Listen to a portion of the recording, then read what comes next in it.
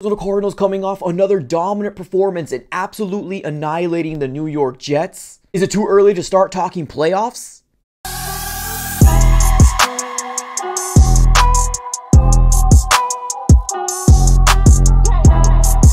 What's going on, everybody? Welcome back into another video. Definitely do me a huge favor, smack that like button and subscribe for more Arizona Cardinals content. On this channel, we're covering the Arizona Cardinals throughout the entirety of the 2024 season, so subscribe it up. It's absolutely for free. I'm sure you saw his stat line. I think the quarterback was the best player on the planet today. All right, everybody, let's go and dive right into it. Let's talk about where the Cardinals currently are right now in the state of the 2024 Arizona Cardinals heading into their bye week. Now, as of right now, where the Cardinals destroyed the New York Jets, now leaving at 6-4, where some might say that we put a fork in the season of the New York Jets, and right now, Jets fans are in shambles, and they don't know where to turn to, right? But I really want to focus, obviously, on Jets versus Cardinals, but I really want to kind of also talk about how we got here, right? How do we get to 6-4? Because there was at one point where people were talking about, is Kyler the future? Where are the Arizona Cardinals going to land within their, top 10, draft pick in 2025? Who are we going to bring back? Who are we going to trade away? So it's very important to kind of recognize where the Cardinals are and just be happy for being excited for November football, which we're not really ever used to, because the last 2 years, we were already talking about the draft, free agency, right? At this point into the 2022 season, as well as the 2023 season, we were talking about the draft already. So give some really good thanks out there to all the football gods that, made us this team and be competitive as competitive as we are. Now let's go ahead and kind of start back here in the 2024 season, in the beginning of the season, where the Cardinals opened up versus the Bills. And I'm not gonna lie to you, we started off with one of the worst possible toughest schedules that we can, and the Cardinals made out of it alive, because now we're sitting at 6-4. But let's go ahead and take it back a little bit. So the Cardinals start off the season with the Bills, and believe it or not, there was a chance where the Cardinals could potentially have won this game with a touchdown. Now, the season didn't turn out the way that we wanted, especially starting the season, but there was a lot of moral victories to take away with that Bills loss. Cardinals losing by 6 points, and like I said before, we had an opportunity to win the game, but just didn't happen, right? Now, the next game, the Cardinals actually come into State Farm Stadium and actually own and dominate the Los Angeles Rams. Now, let's paint the picture here real quick. There was a lot of Los Angeles Rams that felt like they were still going to beat up on the Cardinals, even if they didn't have their fully healthy offensive line and their weapons. They felt like Matthew Stafford was fully enough to take care of business versus the Cardinals, and guess what? No, that didn't happen at all. The Cardinals absolutely wiped the floor with the Los Angeles Rams, beating them 41-10. So we started off the season 1-1. Things were looking good. Now this is kind of where the season took a little quick side detour, right? Ended up going into week 3 versus the Lions, which, although we only lost by 7 points, this was the game where it first started to show that the offense really wasn't clicking in a consistent manner. Now, could have the Cardinals won this game? Yes. I mean, at the end of the day, it was only a loss by 7 points, but that Lions team seems to be the real deal, and they probably weren't hitting on all cylinders like they're hitting now. So the Lions, they're going to be a very good team, potentially a Super Bowl team. And being the fact that the Cardinals only lost by 7 points, there were still some more victories to be taken away from that game as well. So the Cardinals were 1-2 then. Now this is where the season kind of took a real potentially, I'm going to jump off this bridge, right? This is going to be in week 4 versus the Commanders, where you have Cliff Kingsbury coming into town, and everybody wanted this game. Everybody wanted to show Cliff Kingsbury that, hey,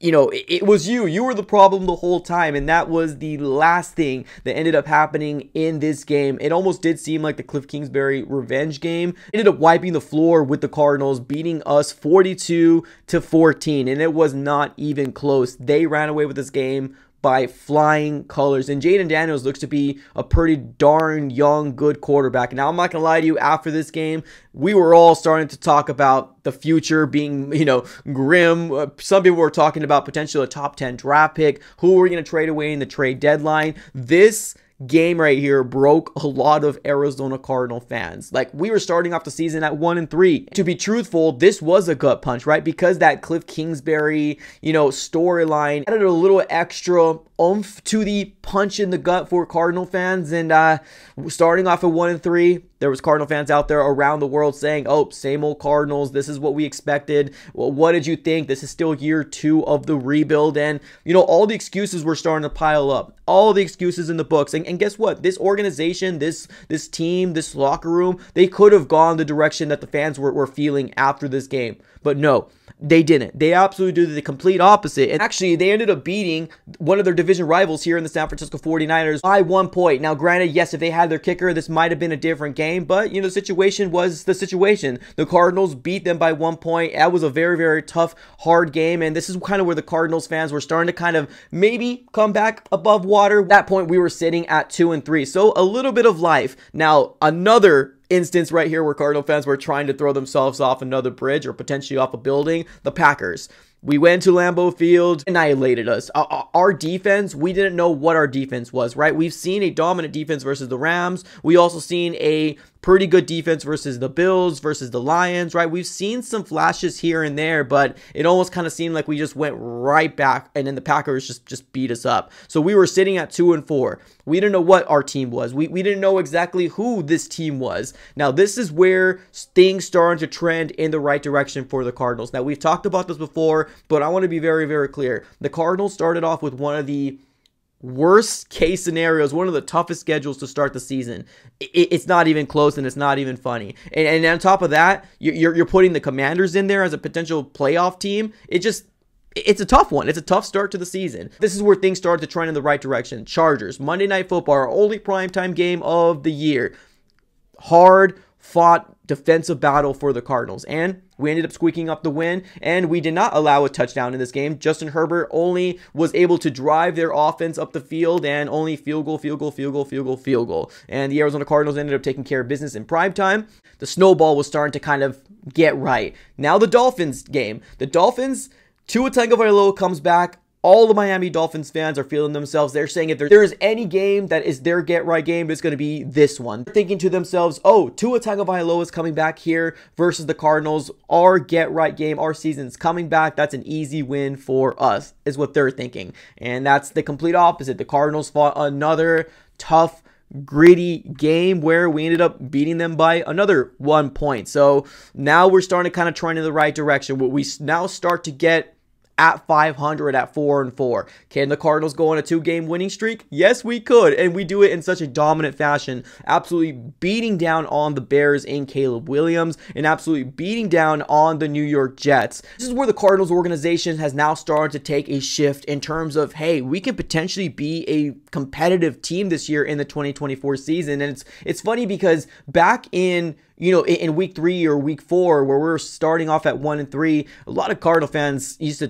tell me in the comments here, right? Oh, it's year 2 rebuild. We're not going to start winning until 2025 or 2026, right? Because we're all so programmed to think that way. We're also programmed to think that the Cardinals are only going to be good for 2 or 3 years, and then we rebuild for 4 or 5 years. But guess what? If you got a good quarterback, if you got a good wide receiving core, if you got a good weapon in Trey McBride, a great running back, a good head coaching staff, solid pieces on the defensive side of the ball, you can win games, regardless if it's a 1-point game, regardless if it's a tough, gritty defensive games, or maybe even a dominant win, right? It doesn't matter. You can win games, and you can turn around from 1 year to the next. Rebuilds don't always have to take 3 or 4 years, and guess what? Yeah, we're not used to it, Cardinal fans, at all. Now, this right here is something that I'm honestly really, really proud of here with Jonathan Gannon, and the way that he speaks about Kyler Murray, the way he speaks about everybody in this locker room is exactly what this organization, this locker room needed. They needed to have a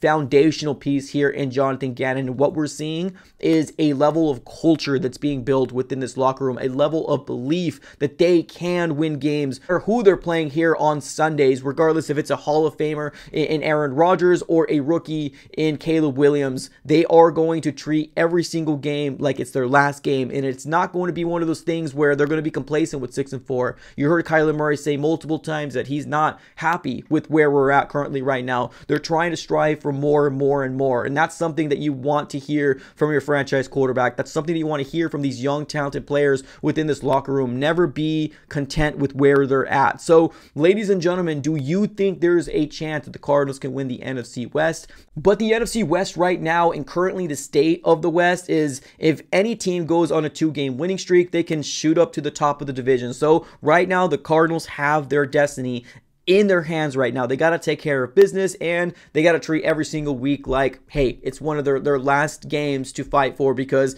they're showing it week in and week out. They're not allowing things to get too high or too low. They're coming out here, especially with this 4-game winning streak, that they're treating every game like they should be. Another opportunity to show the talents of these young individuals. And here's the crazy thing. This is a young locker room being led by Kyler Murray, potentially one of the best quarterbacks that we've seen, or at least the best quarterback play that we've seen in a consistent manner since 2021. And that's definitely something to hang your hat on, because there's a lot of question marks about Kyler Murray heading into the 2024 season. And guess what? That's all been squashed. 2024 Cardinals look to be trending in the right direction. But ladies and gentlemen, what are your thoughts here on the 2024 Cardinals? What do you think their ceiling is and what they can accomplish in this season? Let me know in the comments below. I appreciate y'all for tuning in as always. Have a great rest of your day, and go Cardinals.